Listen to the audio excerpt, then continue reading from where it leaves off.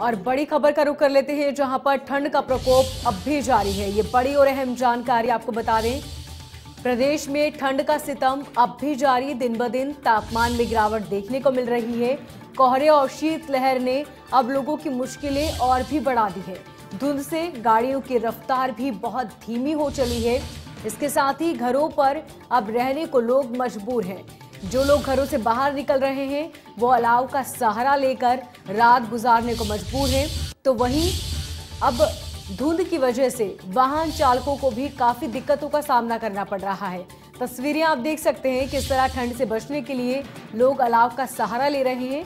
और सुबह के वक्त विजिबिलिटी इतनी कम होती है कि पास बैठा व्यक्ति भी शायद नजर नहीं आए, और यही वजह है कि आवागमन में खासी दिक्कतों का सामना करना पड़ रहा है। अब गाड़ियों की रफ्तार भी बहुत धीरे हो चुकी है, और यही धुंध की वजह से कई बार वाहन चालक हादसे का शिकार हो जाते हैं। प्रदेश में ठंड का सितम लगातार जारी है। तापमान में गिरावट देखने को मिल रही है, और साथ ही कोहरे और शीतलहर ने अब लोगों की मुश्किलें बढ़ा दी है। धुंध से गाड़ियों की रफ्तार भी बहुत कम हो चुकी है, और इस ठंड से बचने के लिए लोग अपने घरों में रहने को मजबूर हैं। जो लोग घरों से बाहर हैं वो अलाव जलाकर कुछ राहत भरी सांस ले रहे हैं। आपको बता दें कि लगातार शीतलहर का कहर बढ़ रहा है। इसके साथ ही पड़ोसी प्रदेशों में भी बारिश हो रही है, जिसकी वजह से राजस्थान में और ज्यादा ठंड बढ़ गई है।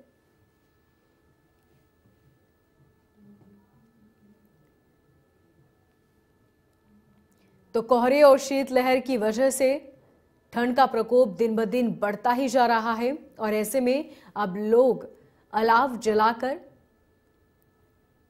ठंड को कम करने की कोशिश कर रहे हैं। तस्वीरें आप देख सकते हैं, सुबह से ही लोग अलाव जलाकर बैठे हैं ताकि ठंड से थोड़ी बहुत राहत मिल सके।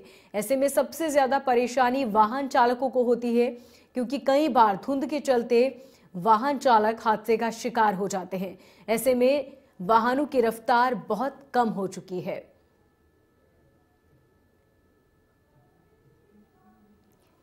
जरूरत होने पर ही लोग अपने घरों से बाहर निकल रहे हैं। आपको बता दें कि ठंड का प्रकोप लगातार बढ़ता जा रहा है, वहीं तापमान में भी गिरावट दर्ज की गई है। तस्वीरें आप देख सकते हैं, धुंध कितनी ज्यादा है कि पास बैठा व्यक्ति भी नजर नहीं आए, और साथ ही जो लोग घर से बाहर हैं वो देर रात और सुबह अलाव जलाकर राहत की सांस ले रहे हैं। जरूरत होने पर ही लोग अपने घरों से बाहर निकल रहे हैं, और लोग अपने घरों में दुबकने को मजबूर हैं, क्योंकि ठंड लगातार अपना सितम ढा रही है और दिन ब दिन तापमान में गिरावट भी दर्ज की जा रही है, जिसकी वजह से शीतलहर का प्रकोप भी और बढ़ता जा रहा है।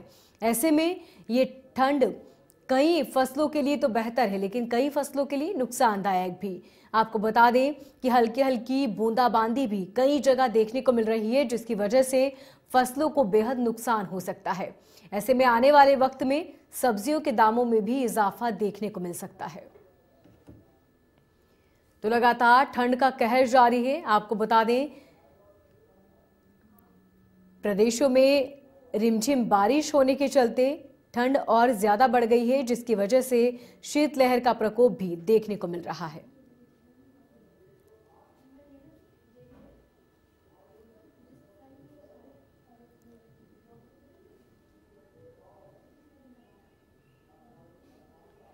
और लोग अलाव जलाकर ठंड से बचने की कोशिश कर रहे हैं। तस्वीरें आप देख सकते हैं किस तरह लगातार तापमान में गिरावट दर्ज की जा रही है, जिसकी वजह से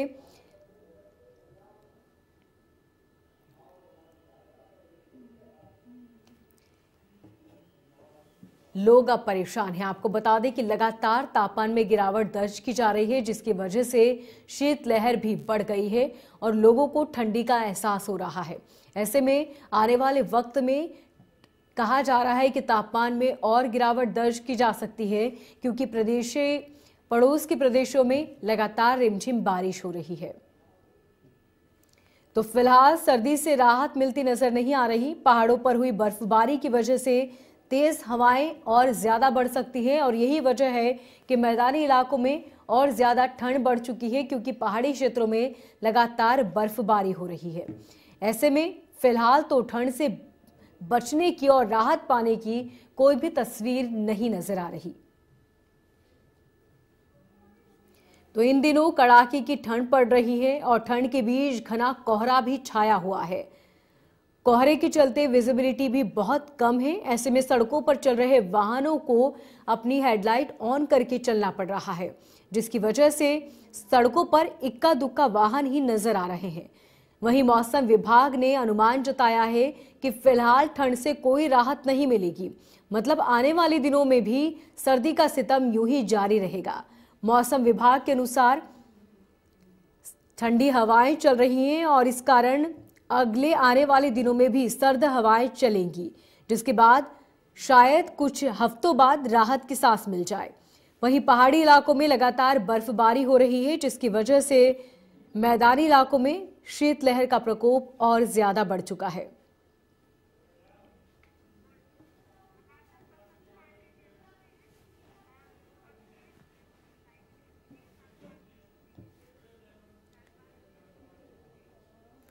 और जयपुर से हमारे संवाददाता बसंत पांडे हमारे साथ जुड़ चुके हैं। इसके साथ ही हमारे साथ अभिषेक जुड़े हैं उदयपुर से। सबसे पहले बसंत आपका रुख करूंगी और जानूंगी कि लोग ठंड से बचने के लिए अब क्या कुछ इंतजाम कर रहे हैं और कितनी परेशानियां वाहन चालकों को उठानी पड़ रही हैं।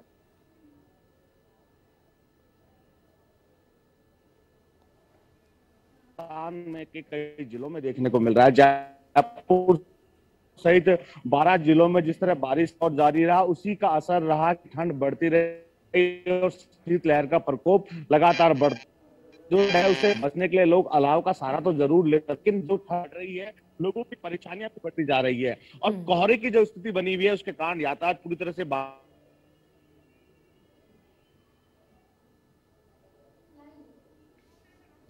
और उदयपुर से अभिषेक भी हमारे साथ बने हुए हैं। अभिषेक का रुख कर लेते हैं। अभिषेक, जानना चाहेंगे आपसे कि मौसम विभाग का क्या कुछ कहना है, कब तक इस ठंड से राहत मिल जाएगी? यातायात को सुचारू रूप से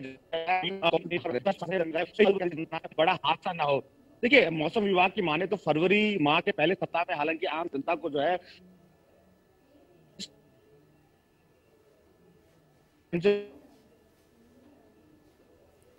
अभिषेक, आप सुन पा रहे हैं हमें?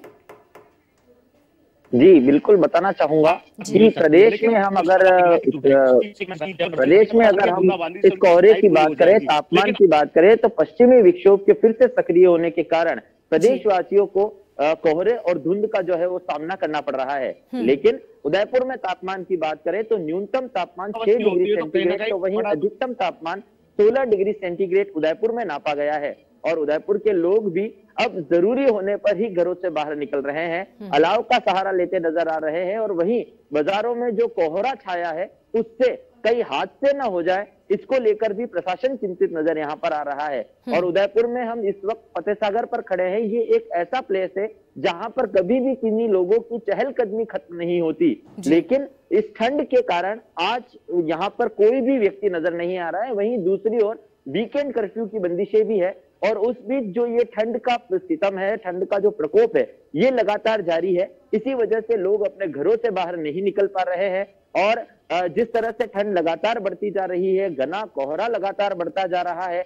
इसको देखकर लोग भी चिंतित है। लेकिन उदयपुर में पिछले 15 दिनों में 2 बार बारिशें भी हुई है। शुक्रवार को ही रात 11 बजे बाद उदयपुर में पहले तो हल्की बौछार हुई, उसके बाद बरसात बंद हो गई थी, लेकिन देर रात फिर से बारिश ने अपने पैर जमाए थे और जमकर बरसात जो है वो उदयपुर में हुई थी। और उसके बाद से जो है वो ठंडी लहरें यहाँ लगातार चल रही है, मावठ का असर भी देखा जा रहा है। जी बसंत हमारे साथ जुड़े हुए हैं। बसंत, आपसे जानना चाहेंगे कि फिलहाल वो लोग जो सड़कों पर रहने को मजबूर हैं, ऐसे लोगों के लिए प्रशासन किस तरह के इंतजाम कर रहा है? देखिए, मौसम विभाग ने जिस तरह चेतावनी दी थी उसके बाद खुद मुख्यमंत्री अशोक गहलोत ने वक्त रहते हुए रैन बसेरों का इंतजाम कर दिया गया था। जगह जगह रैन बसेरे बना दिए गए हैं। निगम की चाहे मेयर कहें, प्रशासनिक अधिकारी कहें, वो लगातार मॉनिटरिंग करने में लगे हैं, क्योंकि ठंड का कहर जिस तरह बढ़ रहा है, रोड पर रहने वाले लोगों को इस तरह परेशानी ना हो, इसलिए उनके लिए रैन बसेरे बना दिए गए हैं और एक टीम का गठन कर दिया गया है जो प्रतिदिन रात को जो है मॉनिटरिंग करती है। और खुद जो मेयर है, चाहे वो ग्रेटर की हो चाहे हेरिटेज की हो, मुनरेश गुजर और सील दबाई, वो लगातार रैन बसेरों का दौरा करने में लगे हुए हैं, क्योंकि मुख्यमंत्री चाहते हैं कि इस तरह आपदा का जब समय चल रहा है, कोरोना काल चल रहा है, ऐसे में किसी आम जनता को परेशानी ना हो, रोड पर सोने वाले लोगों को परेशानी ना हो, इसके लिए जो है अधिकारियों को भी दिशा निर्देश दिए गए हैं। इसके साथ साथ ही वक्त रहते हुए पुलिस के आला अधिकारियों की ओर से जो है मॉनिटरिंग करते हुए जो है जवानों को जो है रोडों पर तैनात कर दिया गया है, क्योंकि मौसम विभाग ने चेतावनी दी थी कि आने वाले समय में राजधानी जयपुर सहित कई जिलों में बारिश का दौर जारी रहेगा। बारिश के दौर के साथ साथ ही कोहरे की स्थिति बनेगी। और अभी ये भी देखने को मिल रहा है जयपुर सहित जयपुर के जो सटे हुए ग्रामीण क्षेत्र है, वहां कोहरे के कारण यातायात तो प्रभावित हुआ है, लेकिन कोई जनहानि नहीं हुई है। इसको देखते हुए पुलिस के जवानों को अलसुबह वहां तैनात कर दिया गया है, अलग अलग टीमें बना दी गई है ताकि कोई बड़ा हादसा ना हो। क्योंकि खुद मुख्यमंत्री ने कहा था कि हम पूरी तरह से तैयार है, हमारी टीम तैयार है, निगम की टीम तैयार है और पुलिस के आला अधिकारी पूरी तरह से तैयार है। तो कह सकते हैं कि मौसम विभाग की चेतावनी के बाद प्रशासन पूरी तरह से अलर्ट मोड पर है।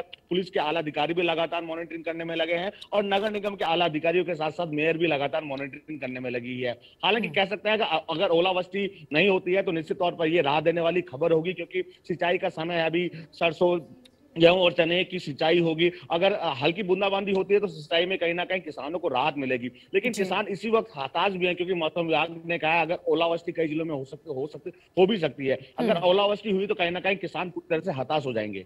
जी बिल्कुल। बसंत और अभिषेक भी जुड़े हुए हमारे साथ। अभिषेक, जिस तरीके से बसंत ने बताया कि ये जो बारिश भी मध्यम हो रही है, इसके साथ ही कोहरा भी बहुत ज्यादा है, तो क्या ऐसे में किसानों के लिए ये कितना नुकसानदायक हो सकता है? क्या हरी सब्जियां हैं वो आने वाले वक्त में और महंगी हो सकती हैं? जी बिल्कुल, बताना चाहूंगा कि जिस तरह से अभी बसंत जी ने बताया कि राजस्थान के जो जिले हैं उनमें ओलावृष्टि होने की संभावना है। अगर ओलावृष्टि होती है मौसम विभाग के अनुसार, तो ये कहीं ना कहीं जो किसान है उस वर्ग के लिए काफी हानिकारक साबित हो सकती है, क्योंकि जो किसान अपने खेत पर साल भर मेहनत करके और धान उगाता है और वो अगर ओलावृष्टि के कारण खत्म हो जाए तो उसके बाद उस किसान के लिए बहुत बड़ी चुनौती जो है वो मुसीबत है वो सामने आ जाती है। और ऐसे में जिस तरह से अगर ओलावृष्टि की संभावनाएं बढ़ती है और जिस तरह से मौसम विभाग ने बताया है कि राजस्थान के 10 से 12 जिलों में ओलावृष्टि होने की संभावना है, ऐसे में वहां के जो किसान हैं उनकी चिंताएं बढ़ी हुई है। फिलहाल हम अगर उदयपुर की बात करें और उदयपुर के आसपास के किसानों की बात करें तो उदयपुर में जिस तरह से पिछले 2 दिनों में बारिश हुई थी और अभी थोड़ा जो मौसम है वो आपको मैंने बताया कि न्यूनतम 6 डिग्री और अधिकतम 16 डिग्री तापमान यहाँ पर आका गया है, जो कि अभी फिलहाल ठीक है। लेकिन मौसम में अगर गिरावट होती है और ओलावृष्टि की कंडीशन आती है तो किसानों के लिए ये मुसीबत बन सकती है।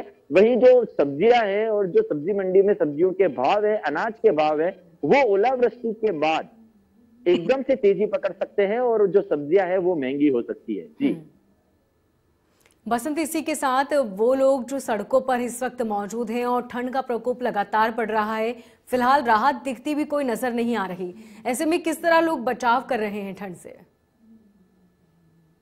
देखिए, अलाव का सहारा तो लिया ही जा रहा है। खुद निगम प्रशासन की ओर से रैन बसेरे भी बना दिए गए हैं और बीते दिनों मुख्यमंत्री जिस तरह देर रात को निकले थे, रोड पर सोने वाले जो गरीब लोग थे उनको कंबल भी बांटे गए थे। इसके साथ साथ ही जो सरकार के मंत्री हैं, चाहे प्रशासनिक अधिकारी है, वो लगातार दौरा करने में लगे हैं। रैन बसेरों का भी जो है मॉनिटरिंग की जा रही है, साथ ही साथ कंबल भी वितरित किए जा रहे हैं। मुख्यमंत्री खुद गंभीर है, मुख्यमंत्री खुद चाह रहे हैं कि इस ठंड, बढ़ती हुई ठंड से किसी व्यक्ति की जो है मौत ना हो, उसको भी देखा जा रहा है। इसके साथ साथ ही लोग जो है इस ठंड से बचने के लिए अलाव का सहारा तो जरूर लेने में लगे हैं, लेकिन जो अपने जरूरी काम है वो दिन में निपटाए जा रहे हैं, क्योंकि सुबह कोहरे की स्थिति बनी हुई है और ठंड और शीतलहर का प्रकोप जिस तरह बढ़ रहा है, निश्चित तौर पर आम जनता को परेशानी जरूर हुई है। लेकिन आम जनता घरों से बाहर नहीं निकल रही है, घरों में ही जो है हीटर का सहारा लिया जा रहा है। और जो चाय की टपरी आई, क्योंकि आज तो वीकेंड कर्फ्यू है तो लोगों की भीड़ जो है चाय की दुकानों पर नहीं देखने को मिलेगी, लेकिन चाय की दुकानों में भी लोग जो है अलाव का सहारा लेते हुए नजर आ रहे हैं। ठीक बसंत, बहुत शुक्रिया तमाम जानकारी के लिए। अभिषेक, आपका भी बहुत शुक्रिया तमाम जानकारी के लिए।